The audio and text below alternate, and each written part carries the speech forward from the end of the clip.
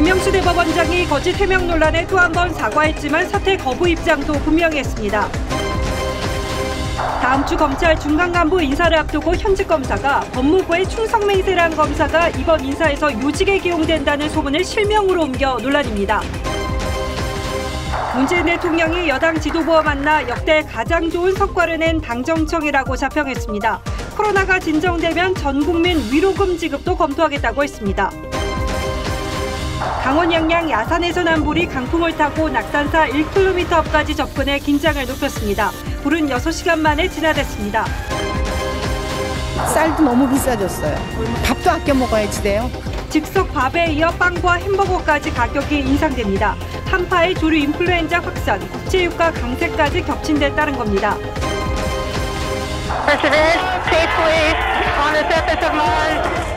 미국 화성 탐사선이 화성 착륙에 성공해 화성 표면을 찍은 사진을 보내왔습니다.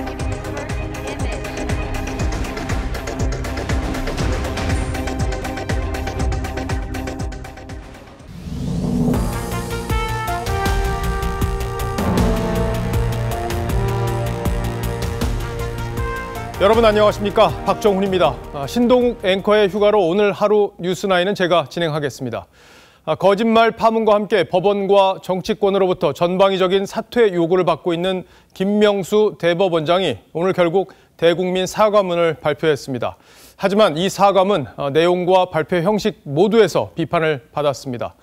먼저 형식을 보면 본인의 육성이 아니라 법원 내부망에 글을 올리는 방식이었고 내용을 봐도 대법원장의 자격 논란을 불러온 결정적 잘못, 그러니까 자신의 거짓말을 명확하게 인정하지 않은 채 부주의한 답변이라는 애매한 표현을 쓰면서 뭉뚱그려 사과했습니다. 특히 임성근 판사의 사의를 반려하는 과정에 정치적 고려가 없었다고 강변하는 대목이 눈에 띄었는데 이 말이 맞는 건지 당시 녹취록을 다시 들어보겠습니다. 나로서는 여러 영향이랄까 그걸 생각해야 되잖아. 그중에는 정치적인 상황도 살펴야 되고. 김 대법원장은 사퇴하지 않겠다는 뜻도 분명히 했습니다. 오늘은 먼저 주원진 기자가 보도합니다. 김명수 대법원장이 오늘 오후 법원 내부망에 올린 입장문입니다. 700자 정도로 A4 용지 한 장이 조금 넘는 분량입니다. 먼저 국민과 법원에 심려를 끼쳐 송구스럽다며 사과했습니다. 하지만 정치권을 의식해 임성근 부장판사 사표 수리를 거부했다는 의혹에는 정치적 고려가 없었다고 반박했습니다. 김 대법원장은 지난해 5월 사표를 내려온 임 부장판사에게 정치적인 상황을 살펴야 한다고 말해 정치권 눈치 보기 비판을 받아왔습니다. 까놓고 이야기하면 지금 뭐 탄핵하자고 저래 나오고 설치고 있는데 그거 내가 사표 수리했다고 하면 국회에서 무슨 이야기 듣겠냐 말이야. 특히 김 대법원장은 탄핵 발언을 한 적이 없다고 했다가 임 부장판사와의 녹취 파일이 공개되면서 거짓말을 했다는 비난까지 받았습니다. 이에 대해 김 대법원장은 부주의한 답변으로 실망을 끼쳐드렸다는 표현으로 거짓말을 에둘러 인정했습니다. 그러면서도 사법개혁 완성을 위해 사명을 다할 것이라며 야당은 물론 법조계 안팎에서 제기된 사퇴 요구는 거부했습니다. 거짓말과 부주의는 다르다는 비판이 있는데 어떻게 생각하십니까? 사퇴는 안 하시겠다라는 의미신 거죠? TV조선 주원진입니다. 김명수 대법원장의 대국민 사과는 녹취록으로 자신의 거짓말이 탄로난 지 보름 만에 나왔습니다. 하지만 보신 것처럼 자신이 왜 사과를 하는지 그 부분을 애매하게 피해간 것은 물론이고 이미 드러난 사실까지 인정하지 않으면서 진정성 논란으로 번지는 분위기입니다. 법원 내부에서는 사법부 수장의 사과문이라는 게 부끄럽다는 반응과 함께 사퇴 요구도 가라앉지 않고 있습니다. 여기에 더해서 정권 관련 사건을 재판하는 판사들을 유임시키면서 논란을 더 키웠습니다. 야당은 사법부 수장이 내 편을 심판으로 넣어서 승부를 조작한다고 비판했습니다. 이어서 이채현 기자입니다. 김명수 대법원장의 유체이탈 사과다. 김 대법원장의 입장문에 대해 중앙지법의 한 판사는 임성근 부장판사에게 책임을 돌리면서 본인의 거짓말에 대한 해명은 빠졌다고 비판했습니다. 반성의 기미를 찾아볼 수 없는 사과문이라고도 했습니다. 앞서 김 대법원장은 정치권 탄핵 논의를 고려해 사표 수리를 하지 않았다는 언론 보도가 나오자 사실무근이라고 부인했다가 육상 파일이 공개되자 기억이 불분명했다며 인정했습니다. 9개월 가까이 지나 기억이 좀 희미하였고 지방의 한 부장판사는 대법원장이 국회 눈치를 보고서 미안하다는 한마디로 끝낼 일이 아니라면서 법관들이 앞으로 정권 눈치를 보게 됐다고 비판했습니다. 이찬희 변협회장은 사태의 본질은 사법부가 입법부의 눈치를 봤다는 것이라며 법관 대표회의나 법원장 회의에서 논의해야 할 일이라고 지적했습니다. 국민의힘은 김 대법원장을 승부조작 구단주에 빗대며 사퇴 공세를 이어갔습니다. 인사원칙에 반해서 4년씩, 6년씩 두는 것 자체가 내 편을 심판으로 넣어서 승부를 조작하는 것과 무엇이 다르겠습니까? 주 원내대표는 대법원장 사퇴 때까지 대법원 앞에서 1인 시위를 하겠다고 했습니다. TV조선 이채연입니다. 지금부터는 신현수 민정수석의 사표 파문으로 논란이 되고 있는 검찰 인사 소식을 전해드리겠습니다. 지난번 고위급 인사에 이어서 다음 주엔 수사 실무를 책임지는 중간 간부 인사가 예정돼 있습니다. 오늘까지 사흘째 법무부와 대검이 인사안을 조율 중인데 문제는 이번에도 윤석열 총장의 뜻과 배치되는 인사, 그러니까 정권 관련 수사 라인이 교체될 수 있다는 전망이 나오고 있다는 겁니다. 검찰 내부가 또다시 뒤숭숭해졌습니다. 한송원 기자가 취재했습니다. 법무부가 오는 22일 오전 10시에 검찰 인사위원회를 열고 중간 간부 인사를 결정합니다. 연휴 직전 있었던 검사장 인사에서 신현수 민정수석 패싱 논란이 불거지면서 2주 정도 미뤄졌습니다. 최근 법무부와 대검은 소위 추미애 라인 검사들의 약진과 월성원전 수사팀의 교체를 두고 신경전을 벌이고 있는 것으로 알려졌습니다. 지난 17일 법무부의 초안을 받은 윤석열 검찰총장은 중요 권력 수사팀을 교체하는 것은 안 된다는 입장을 법무부에 전달한 상황입니다. 검찰 주변에는 정권 옹호 발언을 해온 임은정 대검 감찰연구관을 대검 감찰과장으로 승진시키고 채널A 사건 수사를 맡은 변필건 서울중앙지검 형사 1부장은 교체된다는 소문도 돌고 있습니다. 변 부장 검사는 한동훈 검사장에 대해 무혐의 결재를 올린 뒤 이성윤 지검장과 충돌해왔습니다. 변 부장 검사는 TV조선에 채널A 사건이든 뭐든 원칙대로 순리대로 했다면서 후배들이 보고 있고 역사가 증명할 것이라고 했습니다. 대검 감찰과장을 지낸 정의도 청주지검 부장검사도 법무부에 충성맹세한 검사는 요직에 간다는 말도 있다며 박범계 장관을 비판했습니다. TV조선 한송원입니다. 이번 검찰의 중간 간부 인사에도 신현수 민정수석의 뜻은 반영되지 않은 것으로 알려졌습니다. 결과적으로 보면 박범계 법무장관과 조국 라인 핵심인 이광철 민정비서관 등이 검찰 인사를 주도하는 모양새인데 그런데도 청와대는 한사코 이 비서관은 이번 파문과 관련이 없다고 선을 긋고 있습니다. 그 배경, 청와대를 출입하는 김정우 기자가 취재했습니다. 신현수 민정수석 사의 표명의 원인이 된 검찰 인사안을 문재인 대통령에게 올린 당사자로 이광철 민정비서관이 지목되자 청와대는 강하게 부인했습니다. 청와대 관계자는 신현수, 이광철 두 사람은 처음부터 끝까지 같은 생각이었다고 했습니다. 그러면서 청와대는 박범계 법무장관과 신수석 간 의견 차이를 원인이라고 밝혔습니다. 결국 이광철 비서관은 이번 사태와 무관하다는 건데 이를 놓고 야당에선 법무장관보다 더 센 비서관이란 말까지 나왔습니다. 조국 전 법무장관 가족에 대해 멸문지화의 고통이라고 한 이 비서관은 청와대 내 핵심 조국 라인으로 꼽힙니다. 울산시장 선거 청와대 하명 수사 의혹으로 검찰 수사선상에도 올라 있습니다. 이 비서관이 신수석 사퇴 파동으로 청와대를 나오면 검찰 수사에 속도가 붙을 수밖에 없습니다.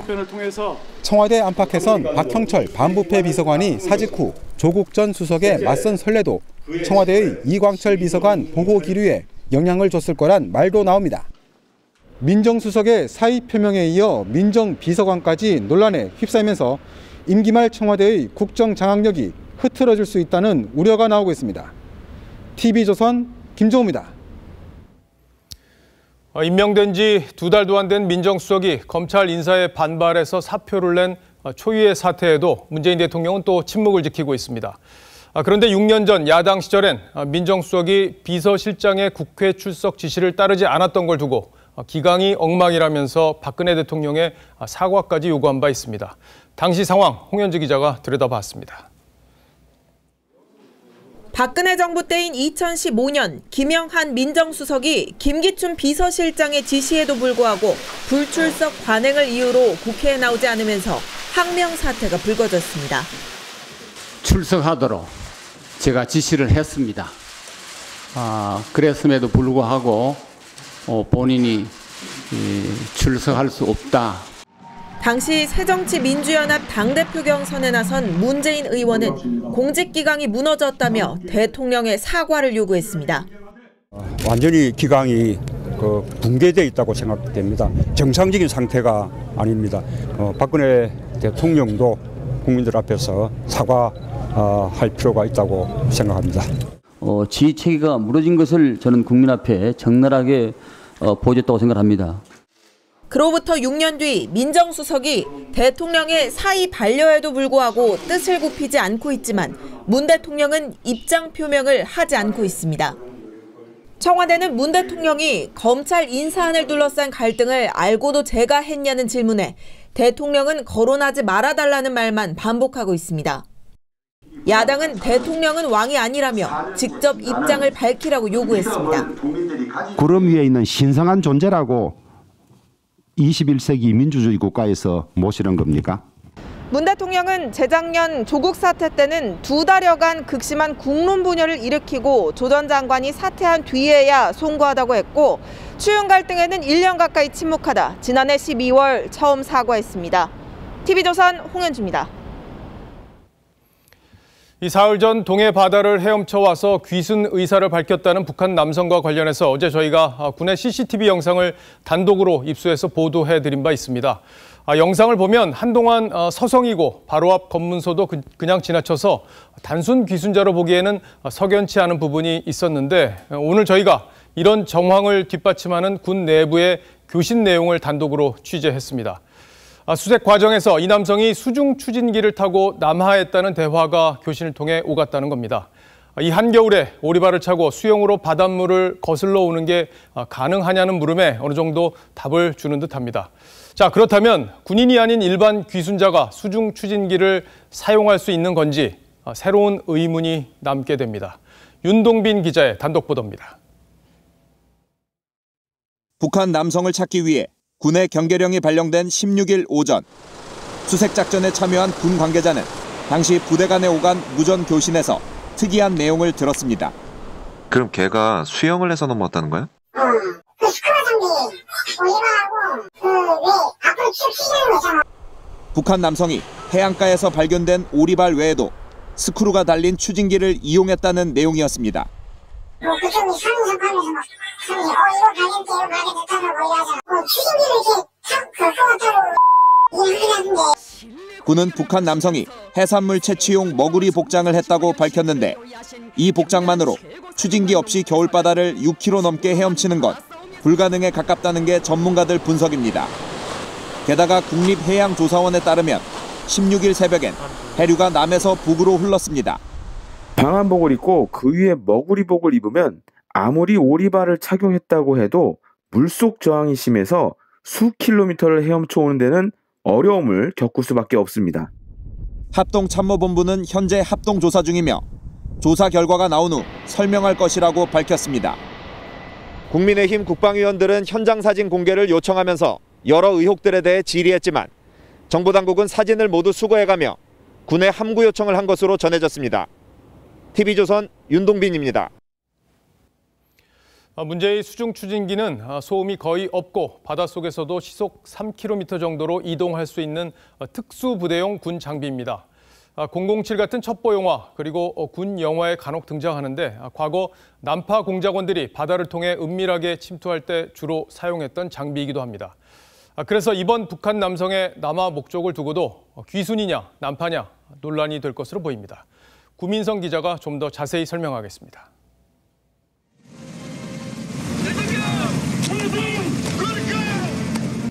잠수부대 요원들이 물속으로 뛰어듭니다. 수중 추진기를 잡고 빠른 속도로 은밀하게 적 본진으로 침투하는데 지상 위에 있는 적들은 요원들의 침투 사실조차 인지하지 못합니다.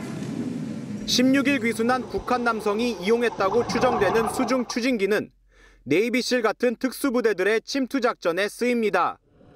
잠수함과 같은 원리로 프로펠러 추진으로 앞으로 나아가고 배터리 충전식이라 소음이 거의 없어 은밀한 침투에 적합합니다. 1인용도 있지만 과거 북한의 난파 공작원들은 주로 4인용 추진기를 이용했습니다. 한 번 충전하면 1시간 정도 사용이 가능합니다. 전직 북한 공작원은 공작원 난파 시 잠수정이나 반잠수정을 타고 와 해안가 1에서 2km 거리에서 수중 침투했다고 밝혔습니다. 1998년 7월 동해에서 발견된 북한의 수중 추진기는 길이 약 1m 50cm에 직경 30cm로 물속에 잠수한 채 시속 3.3km까지 속도를 낼 수 있었습니다. 북한은 1983년 다대포 간첩 침투 때도 같은 장비를 사용하는 등 난파 공작의 수중 추진기를 사용해왔습니다. TV조선 구민성입니다. 네, 다음 뉴스입니다. 오늘 문재인 대통령이 민주당 지도부를 청와대로 불러서 간담회를 하는 과정에서 뜻밖의 이야기를 꺼냈습니다. 지난해 총선 직전 지급된 1차 재난지원금처럼 전 국민에게 코로나 위로금을 줄 수 있다고 말한 겁니다. 이 4차 지원금을 누구에게 얼마나 줄지 아직 정하지도 않았는데 대통령이 직접 5차 지원금 이야기를 꺼낸 겁니다. 야당은 4월 선거를 앞두고 대통령까지 노골적으로 선거에 개입하고 있다고 비판했습니다. 조정린 기자입니다. 문재인 대통령이 코로나에서 벗어날 상황이 되면 사기 진작을 위한 국민 위로 지원금 지급을 검토할 수 있다고 말했습니다. 국민을 위로하고 동시에 소비도 진작시키는 목적의 지원금을 강조한 것입니다. 현재 선별로 논의 중인 4차 재난지원금 추경 규모도 정해지지 않은 상황에서 전 국민을 대상으로 하는 5차 재난지원금 지급을 또 꺼낸 겁니다. 이낙연 대표도 모두 발언해서 전 국민 재난지원금 지급 추진 의지를 밝혔습니다. 코로나가 진정되면 국민 위로와 소비 진작을 위한 지원도 필요하다는 말씀. 국가재정은 화수분이 아니라고 했던 홍남기 부총리로선 4차 선별 지원금에 5차 전국민 지원금까지 떠안게 된 셈입니다. 개인적인 의견을 전제하에 저는 전 국민 드리는 것은 신중해야 된다라고. 그럼에도 문 대통령은 역대 가장 성과를 낸 당정청이라고 자평했습니다. 역대 가장 좋은 성과를 낸 당정청이라고 자부해도 좋을 것이라고. 국민의힘은 이거야말로 대통령이 개입하는 관건 선거 아니냐고 지적했습니다. 국민 혈세로 전 국민을 어린아이 다루듯 우롱하고 있습니다. 조건부 생색내기의 국민 기만 도대체 언제까지 하실 생각입니까? TV조선 조정른입니다. 대통령은 이렇게 5차 지원금 이야기를 꺼냈는데 대통령의 복심으로 꼽히는 김경수 경남지사는 이재명 경기지사의 기본소득을 강하게 비판했습니다. 이재명식 기본소득 그리고 대통령의 위로금 개념이 같은 건 아니지만 국민 전체에 현금을 준다는 컨셉에는 별 차이가 없을 겁니다. 그래서 이 지사에 대한 친문 진영의 견제가 본격적으로 시작됐다는 해석이 나오고 있습니다. 최원희 기자가 여권 내부의 분위기를 취재했습니다. 김경수 경남지사가 한 주간지와의 인터뷰에서 이재명 지사의 기본소득 정책은 지금 현실에 적합하지 않다며 정면 비판했습니다. 기승전 기본소득만 주장하면 정책 논의를 왜곡시킬 우려가 있다며 포퓰리즘 공약으론 대선을 치르기 어렵다고 했습니다. 친문 적자인 김 지사는 드루킹 댓글 조작 사건으로 2심에서 징역형을 받았지만 대법원에서 뒤집힐 경우 단숨에 차기 유력 후보군에 포함될 거란 관측이 나오고 있습니다. 대선 180일 전 후보 선출로 돼 있는 당헌을 120일 전으로 바꾸자는 대선 경선 연기론도 이런 흐름을 반영합니다. 정세균 총리도 이 지사를 견제했습니다. 지금 상황은 그런 상황이 아니에요. 왜 쓸데없는 데다가 우리가 이 전력을 낭비합니까? 이낙연 대표도 기본소득엔 돈이 많이 들어간다며 거들었습니다. 대선 경선 연기론에 이어 기본소득에 대한 잠룡들의 비판이 이어지면서 이 지사를 향한 친문 진영의 견제가 본격화됐다는 관측이 나옵니다. 이재명 지사는 논쟁보다는 실행이 중요하다며 비전과 정책 경쟁 그 자체만으로도 환영한다고 했습니다. TV조선 최원입니다. 이번엔 코로나 소식입니다. 국내 코로나19 신규 확진자는 사흘 만에 500명대로 내려왔습니다. 하지만 이번에는 국내에 불법으로 체류하는 외국인 노동자들이 집단으로 감염됐습니다. 이들은 코로나 위험에 노출돼도 신분을 숨기기 위해서 검사를 받지 않는 특징이 있기 때문에 전파 위험이 더 클 수밖에 없습니다. 박상준 기자가 취재했습니다. 경기도 남양주 플라스틱 공장 집단 감염은 직원의 가족과 인근 다른 공장 직원까지 전파돼 최소 132명으로 늘었습니다. 확진자 중 외국인 근로자가 113명에 이르는데 대부분이 불법 체류자인 것으로 확인됐습니다. 관계 당국에서 이런 실태조차 제대로 파악하지 못하고 있었다는 점은 정부로서 매우 뼈아픈 대목입니다. 불법 체류가 드러나더라도 추방하지 않겠다며 외국인 근로자 전수검사를 해왔지만 구멍이 드러난 겁니다. 충남 아산의 보일러 공장 관련 집단 감염은 대전, 인천 등 9개 지자체로 확산되면서 164명까지 늘어났습니다. 서울 구로구 직장과 삼성전자 광주 공장, 포천 육가공업체 등 다른 사업장에서도 새 집단 감염이 잇따랐습니다. 정부는 제조업과 건설업 사업장 1000곳을 2주간 집중 점검한다고 밝혔습니다. 마스크 착용과 환기 여부, 식당과 휴게실, 기숙사 등에서의 방역수칙 실천을 중점적으로 점검하고 하지만 병원과 요양시설, 종교시설에 의한 뒷북 대책이라는 지적이 나오고 있습니다. TV조선 박상준입니다. 코로나 백신 접종은 이제 꼭 일주일 앞으로 다가왔습니다. 오늘 정부는 국내 생산 기지에서 만들어진 아스트라제네카 백신을 전국의 보건소로 수송하는 모의 훈련을 했습니다. 군과 경찰 병력이 대거 동원됐는데 황병준 기자가 현장을 지켜봤습니다. 아스트라제네카 백신을 생산하는 경북 안동의 공장. 무진동 수송 차량 2대가 백신을 싣고 출발합니다. 백신 탈취 시도 등에 대비해 앞뒤로 호송 차량이 길게 늘어섰습니다. 2시간 뒤 백신은 경기도 이천의 물류센터에 도착했습니다. 여기서 다시 접종이 이루어지는 전국의 25개 보건소로 배송됐습니다. 이후 군경과 유통업체 직원, 보건소 담당자의 3중 확인 절차를 거쳐 냉장고로 들어갑니다. 봉지 확인하겠습니다. 봉지 이상 없습니다. 배나 민간 항공기를 이용할 수 없는 돌발 상황에 대비해 제주도 등 섬 지역 이송엔 군 수송기와 헬기가 투입됐습니다. 접종 일주일을 앞두고 열린 수송 훈련엔 군과 경찰, 질병관리청 등 300여 명이 동원됐습니다. 우리 군은 코로나19 백신을 신속하고 안전하게 수송할 수 있는 만반의 준비태세를 갖추고 있습니다. 정부는 오늘 자정까지 요양병원의 65세 미만 입소자와 종사자 등 1차 접종 대상자를 취합해 확정합니다. 화이자 백신 허가 절차도 속도가 붙고 있습니다. 식약처는 오는 22일 자문단 회의를 열고 3월 첫째 주 안에 품목 허가를 완료하겠다는 계획입니다.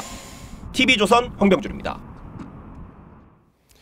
백신에 대한 걱정과는 별개로 코로나가 과연 종식될 수 있을지에 대한 우려 역시 커지고 있습니다. 그러니까 바이러스가 계속 진화한다면 독감처럼 풍토병이 될 수도 있다는 건데 이런 전망이 최근 세계적인 과학 전문지에서 나왔습니다. 앞으로 어떤 시나리오들이 펼쳐질지 오늘은 코로나의 미래를 좀 따져보겠습니다. 자, 윤슬기 기자, 네. 과학 전문지의 전망을 보면 코로나는 종식되지 않을 거다 이런 거죠. 그렇습니다. 예. 자, 그렇다면 왜 그렇게 전망하고 있는 겁니까? 네, 최근 네이처가 23개국의 감염병 면역 전문가 119명을 설문조사했는데요. 결론은 한마디로 코로나는 여기에 계속 머물 것이다 입니다. 이 전문가의 89%가 코로나는 풍토병이 될 것으로 내다봤는데요.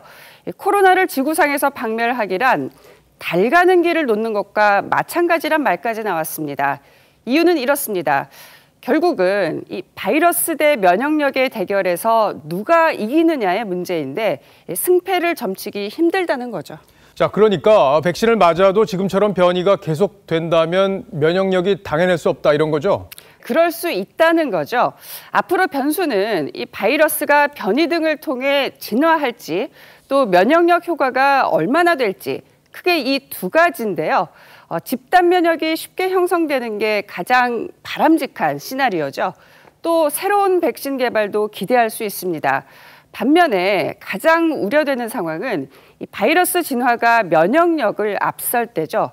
실제 이 핀란드에서는 진단도 불가능해 보이는 변이 바이러스도 나왔다고 해서 이 변이 추세는 심상치 않은 상태입니다.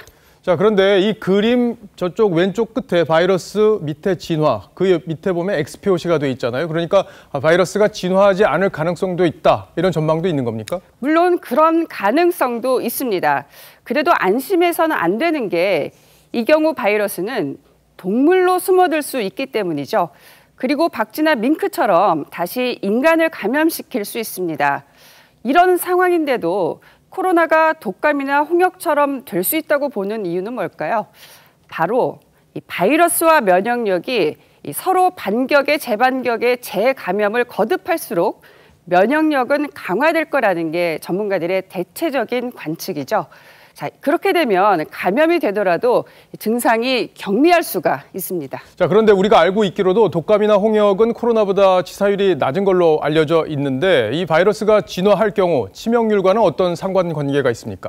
물론 독감과 홍역도 안심해서는 안 되지만 만약에 이런 풍토병이 될 경우 지금 같은 환자 수 급증이랄지 또 무엇보다 치명률이 낮아질 가능성은 있습니다.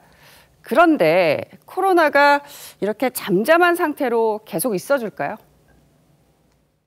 코로나20이든지 코로나21 같은 바이러스가 출현할 가능성이 굉장히 높아서 바이러스가 변했다고 해서 달라질 건 없는 거죠. OECD 국가 중에서 가장 늦게 백신을 맞는 것도 유쾌하지 않은 일인데 바이러스는 이렇게 한 발 더 앞서갈 수 있다고 하니까 좀 답답하군요. 그렇습니다. 잘 들었습니다. 지금까지 윤슬기 기자였습니다.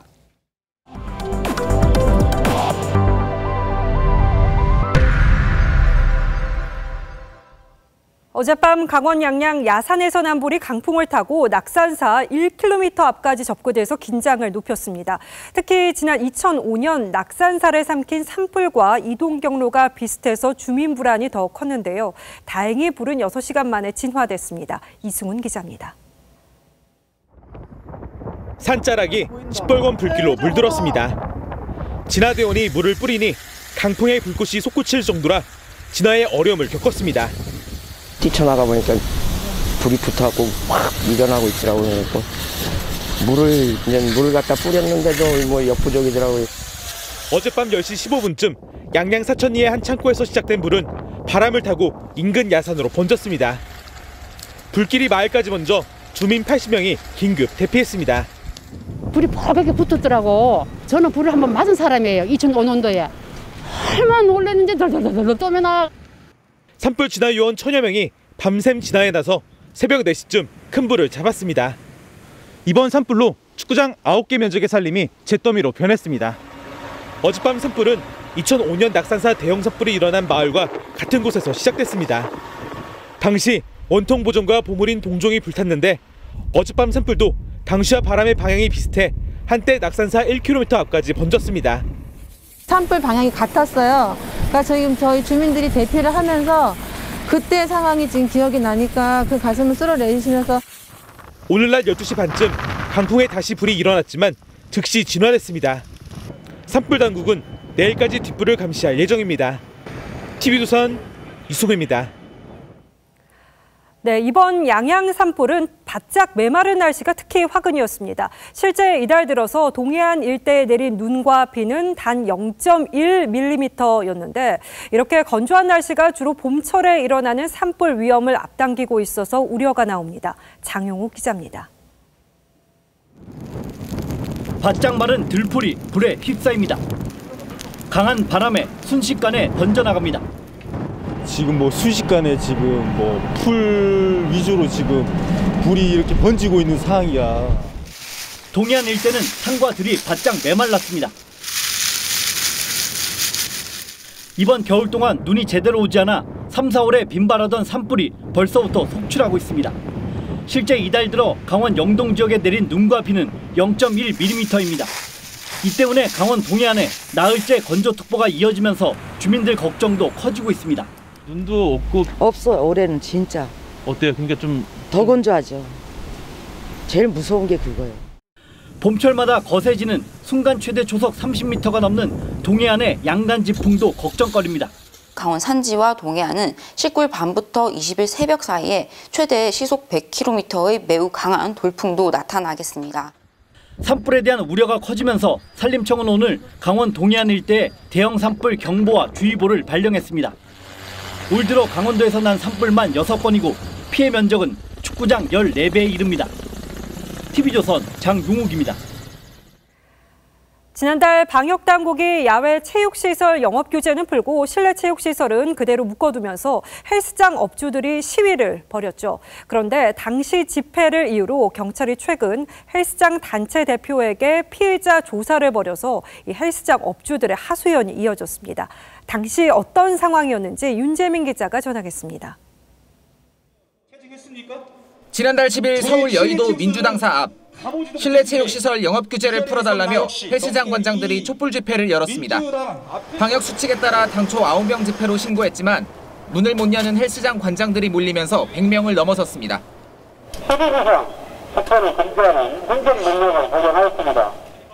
헬스장 관장들은 자진 해산했고 일주일 뒤 이용 인원 제한을 전제로 헬스장 영업 규제도 일부 완화됐습니다.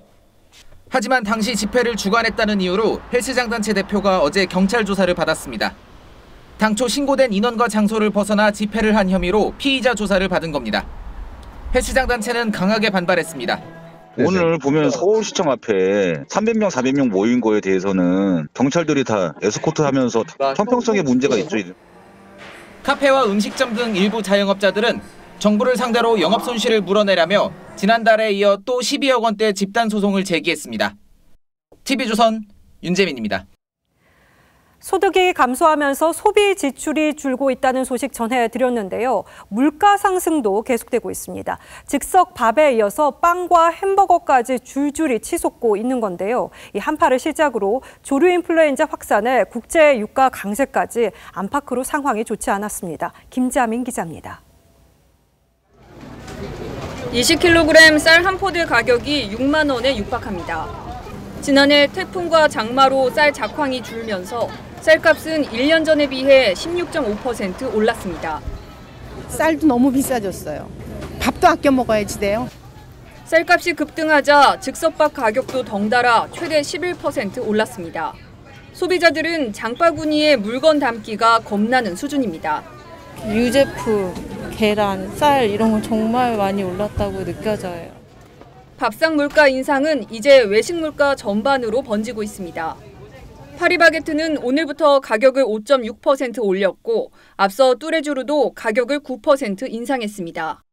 글로벌 원재료 가격이 매달 최고가를 경신하는 등 국내의 주요 원 부재료의 원가 상승에 따라 원재료 가격이 올랐다는 게 이유인데 지난해 같은 기간보다 양파는 89.5%, 계란 50.8%, 돼지고기 31.3% 오르면서 다음 주부턴 맥도날드도 햄버거 가격을 2.8% 올릴 예정입니다. 한파 및 조류 인플루엔자 영향 등으로 농림수산품 가격이 크게 올랐고 생활 물가에 영향을 주는 생산자 물가 지수는 지난해 11월 이후 3개월 연속 오르고 있습니다. TV조선 김자민입니다. 오늘부터 이른바 전월세 금지법이 시행됐습니다. 이 수도권에서 분양되는 민간 아파트는 입주 때 임대를 주지 못하고 무조건 직접 들어가서 2, 3년은 살아야 하는 거죠. 집 사는 데 들어가는 자금을 전월세 보증금으로 충당할 수 없으니까 현금 부자만 청약하란 얘기냐는 불만이 터져 나오는데요. 얼마나 부담이 커지는 건지 임유진 기자가 따져봤습니다. 오는 4월 분양을 앞둔 서울 서초구의 한 아파트 건설 현장. 분양가는 전용 84제곱미터 기준 17억 원 정도로 예상됩니다. 청약에 당첨돼도 당장 계약금 3억 4천만 원을 내야 하고 분양가가 9억 원이 넘어 중도금도 대출이 안 됩니다. 분양권을 팔 수도 없습니다. 여기다 이제는 2년에서 3년간 전세까지 놓지 못해 13억 원이 넘는 돈을 입주 때까지 마련해야 합니다. 오늘부터 분양가 상한제가 적용되는 수도권 민간 아파트를 대상으로 소위 전월세 금지법이 시행됐기 때문입니다.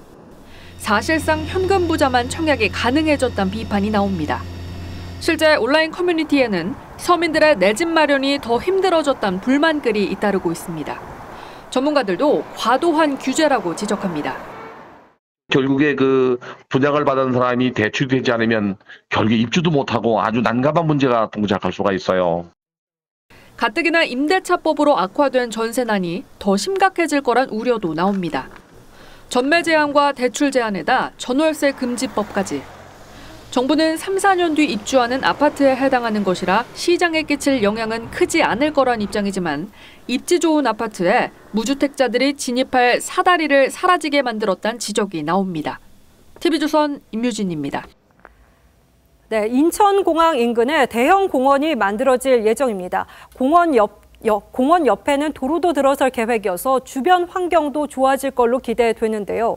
그런데 이 도로 주변 땅들이 관련 인허가를 내준 전 구청장 자식의 친척 땅인 것으로 확인돼서 이게 정말 우연인 건지 주민 반발이 이어집니다. 어찌된 일인지 전 구청장에 물어봤습니다. 현장 추적 장혁수 기자입니다. 인천국제공항 활주로역 8개지. 항공기 이착륙에 방해된다며 2003년부터 깎아낸 오성산입니다.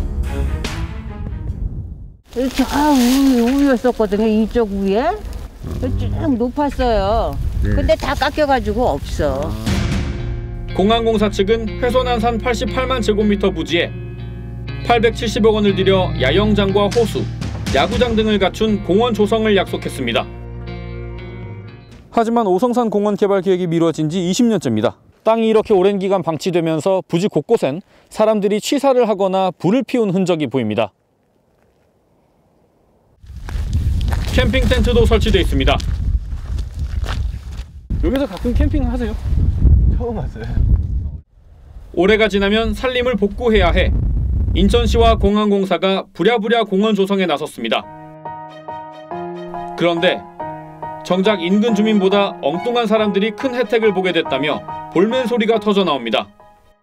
전주구청장이 자기가 재산부 불리기 위해서 그냥 뭐든지 자기 거기다 잣대대고 다. 우리는 결사 반대죠 지금. 공원이 생기면 진입로와 해안 연결도로 등 도로 신설 확장이 이뤄질 예정입니다. 도로 설계와 재정 계획은 2017년 김홍섭 인천 중구청장 재임 당시 결정됐는데 김홍섭 전 구청장이 최종 결재권자네요. 이들 도로 주변에 김 전 구청장 자식과 친척 등 명의의 땅이 8곳 있습니다. 2003년부터 이들이 사들인 땅은 모두 10,000제곱미터에 달합니다. 오성산 근린공원이 들어설 부지와 새로 만들어질 도로를 조금만 따라 내려오면 김홍섭 전 구청장 아들이 운영 중인 카페가 나옵니다. 지금 진짜 많이 올랐어. 거기 많이 올랐어. 인천시 관계자는 김 전 구청장이 가족을 동원해 도로 인근 땅을 사고 재임 중 도로 개설 사업을 승인했다고 주장했습니다. 김 전 구청장은 필요에 따라 도로 사업을 결정했을 뿐이라고 해명했습니다. 동생들이 한 걸 제가 그걸 어떻게 정확히 알겠어요, 그려. 도로가 생기면 오르겠죠, 그야. 땅값 오른다고 도로를 여기저기 하나도 내지 말아야 돼, 그러면. 인천시는 이미 결정된 도로 노선은 번복할 수 없다는 입장. 도로가 이제 기존의 마시안 쪽으로다가 연결이 하나 노선이 결정돼 있더라고요. 중구에서 예전에 결정한 거고. 주민들은 20년을 기다린 사업인데 엉뚱한 사람이 혜택을 보게 됐다며 못마땅해합니다. 할 수 없게 어떡합니까? 아이고. 그렇다고 나서서 뭐 주민들이 뭐 말이나 듣지도 않고. 현장 추적 장혁수입니다. 이 골관절염 유전자 치료제인 인보사의 성분을 코오롱 생명과학이 조작했다는 의혹이 나와서 큰 논란이 됐었죠. 이 법원이 성분 조작에 연루된 회사 임원에게 무죄를 선고했는데 그래도 인보사 유통은 안 된다고 판단했습니다. 그 이유 장윤정 기자가 설명해 드립니다. 식약처는 지난 2019년 코오롱 생명과학이 개발한 골관절염 치료제 인보사 K주의 허가를 취소했습니다. 회사 측이 식약처에 성분을 조작한 허위 서류를 낸 사실이 드러났기 때문입니다.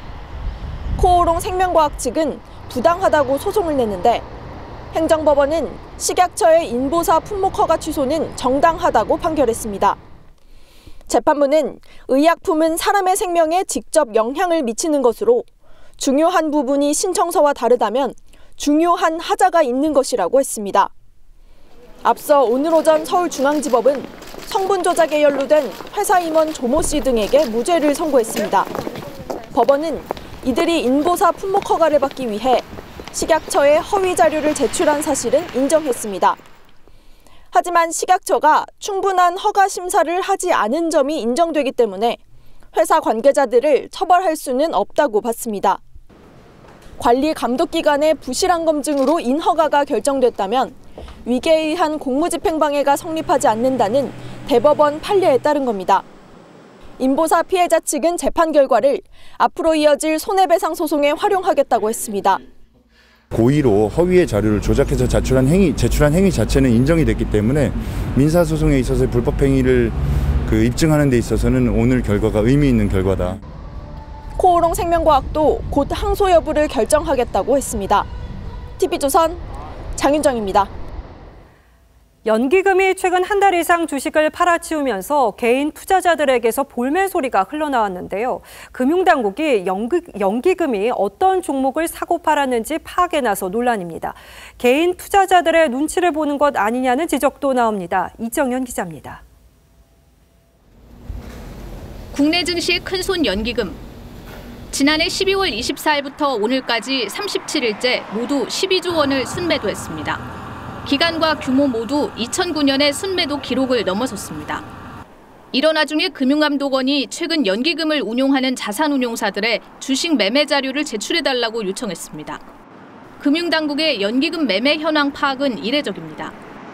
금융당국은 시장 동향 파악 차원이라고 했지만 누가 파는지 누가 사는지 시장이 돌아가는 상황은 알고 있어야 되니까 실제로 어느 정도 되는지 동향 파악하는 정도로 연기금 매도세에 대한 개인 투자자 불만과 무관치 않다는 지적이 나옵니다. 국민이 낸 돈으로 운영하는 그 연기금이 증시를 받쳐야 되는데 개인들이 총알바지를 하는 상황입니다. 연기금은 매년 중기 운용 계획을 세우는데 해외 비중을 늘리고 국내 비중을 줄이고 있습니다. 여기다 주가 상승으로 국내 비중이 자연스레 커지자 주식을 팔고 있다는 설명입니다. 코로나19 특수 상황을 고려해 국내 주식 비중을 늘려야 한다는 지적과 함께 미래 변동성을 고려하면 해외 투자를 확대해야 한다는 주장이 맞서고 있는 가운데 연기금 운용위원회는 오는 5월 5년 운용 계획을 수립합니다. TV조선 이정현입니다. 다음 뉴스입니다. 화성 탐사 소식은 익숙하실 텐데 그중에서도 화성에 우주선을 착륙시키는 건 엄청난 기술이 필요하다고 합니다. 미국에서는 처음으로 탐사선을 화성에 착륙시키는 데 성공했다는 소식입니다. 작은 오차도 용납되지 않아서 착륙 과정을 공포의 7분이라고 부른다고 합니다. 유혜림 기자가 탐사선이 보내온 화성의 표면 모습을 소개하겠습니다. 탐사 로버 퍼서비어런스가 화성의 대기권에 진입하자 항공우주국 나사 관계자들이 초긴장 상태로 모니터를 지켜봅니다. We can see a little bit of that slowdown. 화성 대기권을 시속 2만 킬로미터 가까운 속도로 뚫은 뒤 7분 만에 속도를 0으로 줄여야 하는 공포의 7분 구간을 무사히 통과하자 환호성이 터집니다.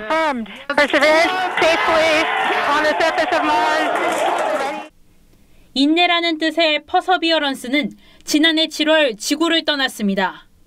4억 7천만 킬로미터를 비행한 끝에 예제로 분화구에 안착했고 분화구의 표면 사진 2장을 지구로 보냈습니다.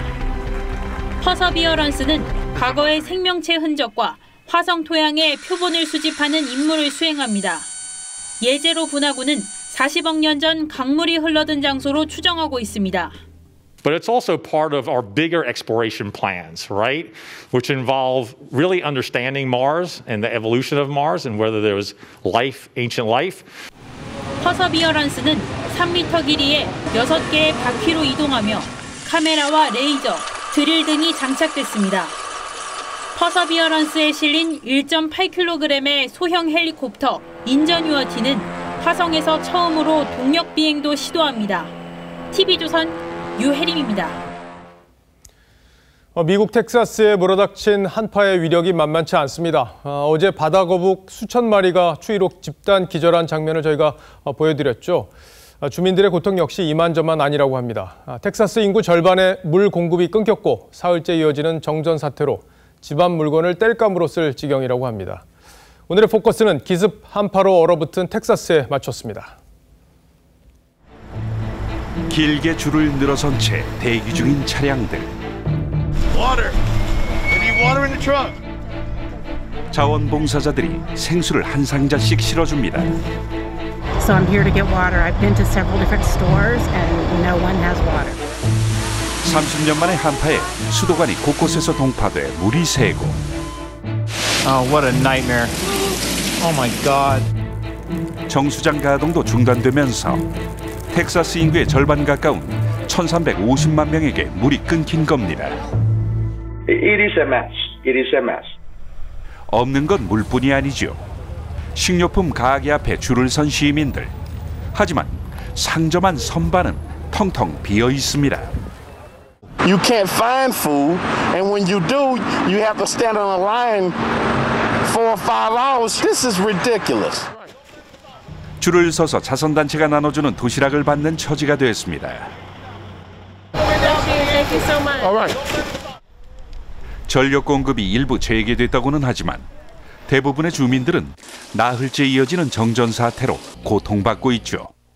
40-something degrees in our homes.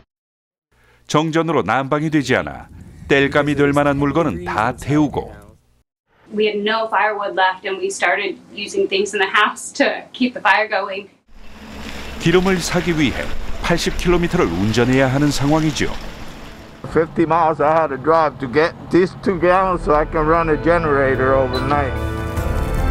예상 밖에 불어닥친 북극발 한파로 미국 텍사스에서 난민촌을 방불케 하는 상황이 벌어지고 있습니다. 뉴스라인 포커스였습니다. 재야운동가 고 백기환 선생 영결식이 엄수됐습니다. 이 서울광장에는 1000여 명의 추모 인파가 모였고 고인은 민주화운동 동지 옆에서 영면에 들었습니다. 송민선 기자입니다. 고 백기환 선생의 영정 앞에 시민들이 꽃을 올려놓습니다. 추모객들은 피켓을 들고 고인을 배웅합니다. 통일문제연구소를 거쳐 대학로에서 노제를 지낼 땐 고인이 쓴 노래 임을 위한 행진곡이 울려 퍼졌습니다.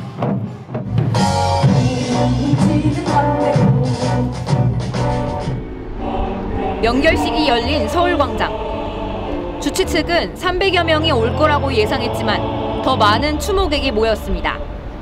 한때 거리두기가 어려울 정도였습니다. 양옆 1m씩의 거리를 좀 두시고요. 모두의 안전을 위해서 자꾸 반복적으로 말씀을 하게 됩니다. 이곳 서울광장에서 엄수된 영결식에는 한때 추모 인파 1000여 명가량이 몰리기도 했습니다. 장지는 민주화운동 인사들이 묻혀있는 마석 모란공원. 고인은 동지들 옆에서 영면에 들었습니다. 서울광장 사용을 두고 서울시와 백기환 선생 장례위원회는 갈등을 빚기도 했습니다. 코로나19 확산 방지를 위해서 사용을 제한하고 있는 서울광장에 임의로 분향소가 설치되고 영결식이 진행되는 상황을 매우 안타깝게 생각을 합니다. 장례위는 영결식이 끝난 뒤 분향소를 철거했지만 서울시는 변상금을 부과할 방침이라고 밝혔습니다. TV조선 송미선입니다. 뮤지컬계가 대형 뮤지컬과 스타 배우를 앞세워서 속속 개막하고 있습니다. 전석 매진을 기록하는 뮤지컬들도 이어지는데요. 침체됐던 뮤지컬계의 활력이 되어줄지 최은정 기자 리포트에서 확인하시죠. 1930년대 스페인 롱가에서 남편의 사망 뒤 딸들에게 절제된 삶을 강요하는 베르나르다 알바. 안토니오의 집은 나 베르나르다 알바의 집이 되었다. 남자 역할마저 모두 여성 배우가 연기하는데 주연을 맡은 배우 정영주 씨가 제작에도 나섰습니다. 지난달 개막해 전석 매진을 기록하고 다음 달 부산 공연도 추가로 확정됐습니다. 때가 있을까요? 어느 때든 그 해에 그 때에 굉장히 불안 요소는 있는데 이 스티커를 어서 빨리 떼는 날이 오기를 진심으로 바라고 있죠. 오즈의 마법사를 유쾌하게 뒤집은 뮤지컬 위키드. 이번 주 개막했는데 티켓 판매 시작과 함께 전석이 매진됐습니다. 배우 조승우가 출연한 맨 오브 라만차도 전석 매진을 기록했고 올해 25주년을 맞은 우리 창작 뮤지컬 명성황후도 관객 몰이 중입니다. 공감하고 서로 교감할 수 있는 그런 시간이 될 수 있으면 좋겠습니다. 오페라의 유령을 색다르게 풀어낸 팬텀도 다음 달 관객을 맞이할 준비를 마쳤습니다. 오랫동안 공연이나 뮤지컬들을 못 봤기 때문에 관객들의 갈증도 굉장히 크고 공연하는 측에서도 이제는 조금 마침 방역 단계가 조금이나마 완화됐기 때문에 속속 개막하는 대형 뮤지컬들이 침체된 문화계에 활기를 불어넣고 있습니다. TV조선 최윤정입니다.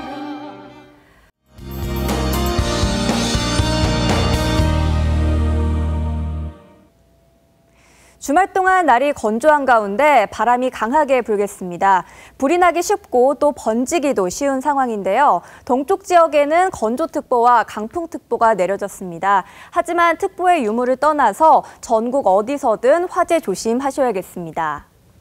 유의하셔야 할 게 하나 더 있는데요. 바로 황사입니다. 내일 오전부터 유입이 돼서요. 주말 동안 먼지가 짙게 나타나겠습니다.